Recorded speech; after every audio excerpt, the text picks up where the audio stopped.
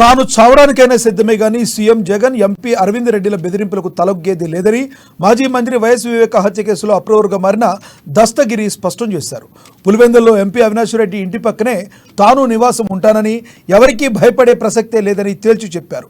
వివేక హత్యకు సంబంధించి తప్పు చేసి ప్రాయశ్చిత్తంతో అప్రూవర్గా మారారని, ఇప్పుడు సీఎం ఎంపీల మాటలు విని మళ్లీ తప్పు చేసి పాపం మూటగట్టుకోదలుచుకోలేదని పేర్కొన్నారు దస్తగిరి. అట్రాసిటీ దాడి కేసులో 4 నెలలుగా కడప జైల్లో రిమాండ్ ఖైదీగా ఉన్న దస్తగిరి బెయిల్పై నిన్ననే విడుదలయ్యారు. పాత ఆఫీసర్ అయితే ఉన్నాడో ఆయన నన్ను కొట్టి చెప్పించినాడు, అంతే తప్ప నేను చెప్పలేదనే మాట చెప్పాలని ఆ యొక్క సిఐ ఈశ్వరయ్య అనే అతను, ఆ యొక్క డిఎస్పి వీళ్ళందరూ కూడా నన్ను ప్రలోభాలకు గురి చేయడం జరిగింది. అంతేగాక పూర్తి స్థాయిలో నన్ను భయభ్రాంతులకు గురి చేయడం జరిగింది. అంతేకాకుండా అక్టోబర్ 31న నన్ను మీరు ఎందుకు అరెస్ట్ చేస్తున్నారు అని అడిగిన దానికి సిఐ తీవ్రంగా కొట్టడం జరిగింది.